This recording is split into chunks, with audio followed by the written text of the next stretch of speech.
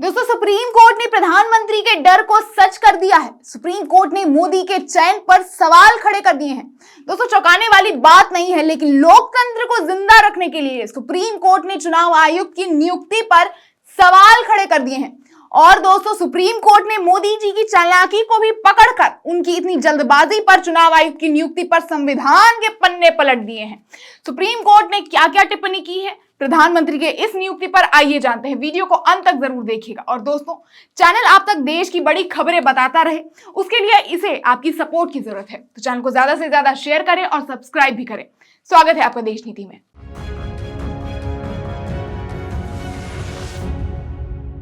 देश नीति, केवल सच्ची और पक्की खबरें। दोस्तों, देश के महापर्व माने जाने वाले लोकसभा चुनाव 1 महीने में शुरू होने वाले हैं। तारीखें आ गई हैं। 19 अप्रैल से 4 जून तक चलने वाला ये चुनाव देश के अगले 5 साल कौन संभालेगा, ये तय करने वाला है।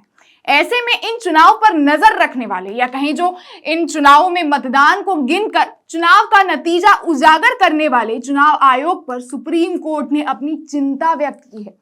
एक तरफ जहां अभी तक चुनाव आयोग की नियुक्ति पर प्रधानमंत्री के फैसले पर सवाल उठ रहे थे, खुद कांग्रेस नेता जया ठाकुर और एसोसिएशन फॉर डेमोक्रेटिक रिफॉर्म्स ने सुप्रीम कोर्ट में याचिका दायर की थी, जिसमें सर्वोच्च न्यायालय यानी सुप्रीम कोर्ट ने सुनवाई करने के लिए हामी भी भर दी थी। उन्होंने प्रधानमंत्री समेत पक्ष के मंत्री को निशाना बनाते हुए कहा कि भारत के चुनाव आयोग द्वारा किए गए महत्वपूर्ण और विशाल कार्य को देखते हुए 2 और इलेक्शन कमीशन की उपस्थिति एक संतुलन और नियंत्रण लाती है। लोकतंत्र को बरकरार रखना चुनाव आयुक्त के हाथों में होता है और संविधान के भी आर्टिकल 324 यानी 324 के तहत TM sensation B union of India के बहुसंख्या को चुनाव आयुक्त में रखने की बात कही थी। हालांकि उन्होंने कहा कि हमें यानी सुप्रीम कोर्ट को एक महत्वपूर्ण संवैधानिक पद ECI election commission of India के 2 रिक्त पदों के चयन के लिए अपनाई गई प्रक्रिया पर अपनी चिंता व्यक्त करनी चाहिए।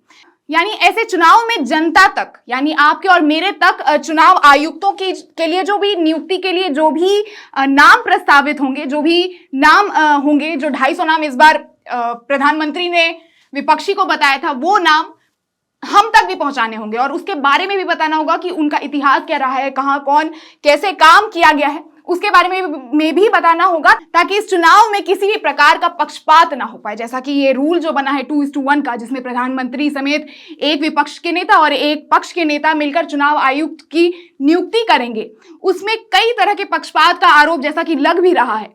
खुद सुप्रीम कोर्ट भी इस चयन पर सवाल उठा रहा है। तो इस पर कुछ नहीं भी तो कम से कम जनता को पता हो कि उन 250 नामों में कौन से नाम शामिल हैं, किन लोगों को इस नियुक्ति के लिए रखा गया है, उसके बारे में बताना होगा। और साथ ही मैं बता दूं दोस्तों कि पूर्व इलेक्शन कमिश्नर जो लवासा रहे थे, उन्होंने भी इस चयन पर अपने आपत्ति जताई थी। उन्होंने भी प्रधानमंत्री को साफ साफ इस नियुक्ति के लिए पक्षपात होने का आरोप लगाया था उन पर। अब कह लें कि उनके ऊपर कई सारे आरोप हैं, ईडी, सीबीआई, आईटी सारे उनके अंदर हैं और अब वो चुनाव आयुक्त को भी कहीं ना कहीं अपने अंदर रखना चाहते हैं।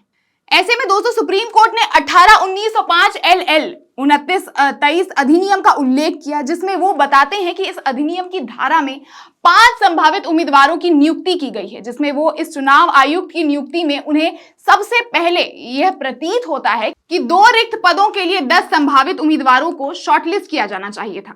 चयन प्रक्रिया की प्रक्रियात्मक पवित्रता के लिए उम्मीदवार की पृष्ठभूमि और योग्यताओं की जांच के साथ निष्पक्ष विचार विमर्श की आवश्यकता होती है। प्रक्रिया की पवित्रता प्रभावित नहीं होनी चाहिए। फिर भी इस नियुक्ति का इतनी जल्दीबाजी में होना सही नहीं था और वो इस स्तर पर इसे उचित नहीं मानते हैं। वहीं दोस्तों, मोदी जी की चालाकी देखिए। ऐसे वक्त में जब लोकसभा चुनाव इतना पास है, उन्होंने इतने धड़पड़ी में ये चुनाव आयुक्त की नियुक्ति की है, आप क्रोनोलॉजी समझ सकते हैं। और साथ ही विपक्ष के नेता अधीर रंजन को भी एक रात पहले इत्तला करके लंबी सी लिस्ट पकड़ा दी। उसी पर सुप्रीम कोर्ट ने कहा है कि ये जो लिस्ट है वो जनता तक भी पहुंचनी चाहिए, ताकि ये कोई आम चुनाव नहीं है ना, ये सरकार का चुनाव है और इसमें पारदर्शिता होनी चाहिए, ताकि वो इन उम्मीदवारों के बारे में ज्यादा खोजबीन कर पाए। वैसे अरुण गोयल का भी ऐसे वक्त में इस्तीफा देना, जब लोकसभा चुनाव इतने पास है, देखकर लगता है सब एक सोची समझी साजिश के तहत हुआ है। वहीं मैं बता दूं कि अब जब लोकसभा चुनाव इतने पास है तो सुप्रीम कोर्ट ने यह बोल के इस नियुक्ति को खारिज करने से मना कर दिया। लोकसभा के लिए आगामी 18 आम चुनावों की समय सीमा को ध्यान में रखते हुए कोई भी अंतरिम आदेश या निर्देश पारित करना, जैसे कि उन्होंने बताया कि इससे संविधान की बनाई गई सूची का उल्लंघन करना होगा, संविधान का अपमान होगा, इस स्तर पर री-एंड से मामला हल नहीं होगा। जिसके बाद उन्होंने चुनाव आयुक्त को कुछ निर्देश दिए और कहा कि इसके अलावा ईसी यानी इलेक्शन कमीशन एक संवैधानिक पद है, इसलिए खुद को यह याद दिलाना बुद्धिमानी है कि एक बार संवैधानिक पद धारक का चयन हो जाने के बाद वे संविधान के अक्षर और भावना के अनुसार कार्य करने के लिए बाध्य हैं। धारणा यह है कि वे अपने कामकाज में संवैधानिक परंपरा और औचित्य का पालन करेंगे, डॉक्टर भीमराव अंबेडकर के बनाए संविधान पर अमल करेंगे। वहीं दोस्तों, सुप्रीम कोर्ट ने अंबेडकर साहब की एक बहुत अच्छी लाइन को कोट करते हुए कहा, संविधान कितना भी अच्छा क्यों ना हो, अगर उसे लागू करने वाले अच्छे नहीं हैं तो वह बुरा साबित होगा। संविधान कितना भी बुरा हो, अगर उसे लागू करने वाले अच्छे हैं तो वो अच्छा साबित होगा। शायद ये बात अगर चुनाव आयुक्त ने सुनी होगी सुप्रीम कोर्ट से तो शायद उन्हें संवैधानिक तरीके से सौंपे गए काम याद आ जाए, जबकि दोस्तों ऐसा होते हुए दिख नहीं रहा है। फिलहाल उल्टा जिस काम के लिए उन्हें चुनाव आयुक्त की कुर्सी पर बैठाया गया था वही होता हुआ दिख रहा है। शायद चुनाव आयोग ने 5 अलग अलग राज्यों में 15 डीएम्स का तबादला किया है। 5 राज्य गुजरात, पंजाब, उड़ीसा, असम और पश्चिम बंगाल में 8 गैर कैडर एसपी, एसएसपी और 5 गैर कैडर डीएम के ट्रांसफर का आदेश जारी हुआ है। वहीं व्हाट्सएप मैसेज कर नियमों के उल्लंघन पर सिर्फ आईटी डिपार्टमेंट को आगे से ऐसा ना करने का निर्देश देकर छोड़ दिया गया। मोदी जी के इंडियन एयरफोर्स के हेलीकॉप्टर इस्तेमाल पर तो अब तक कुछ कहा भी नहीं है, बस एक शायरी बोल दी गई है राजीव कुमार की तरफ से। समझिए दोस्तों, मोदी जी की ये जो चालाकी है अभी कहीं ना कहीं काम तो आ रही है। इतनी जल्दीबाजी में की गई चुनाव आयुक्त की नियुक्ति दोस्तों अब मोदी जी के काम तो बहुत अच्छे से आ रही है। बाकी दोस्तों, आपने पूरी खबर सुनी, आपको क्या लगता है ऐसे रवैये से, जहां चुनाव आयुक्त मोदी जी के विपक्षी पर ईडी, सीबीआई अपना नजर रखे हैं? क्या लगता है बीजेपी कितना सीट इस बार जीत पाएंगे? आप अपनी राय हमें इस मुद्दे पे कमेंट करके जरूर बताएं और देश नीति को सब्सक्राइब करें, वीडियो को ज्यादा से ज्यादा शेयर करें और देखते रहें देश नीति। धन्यवाद।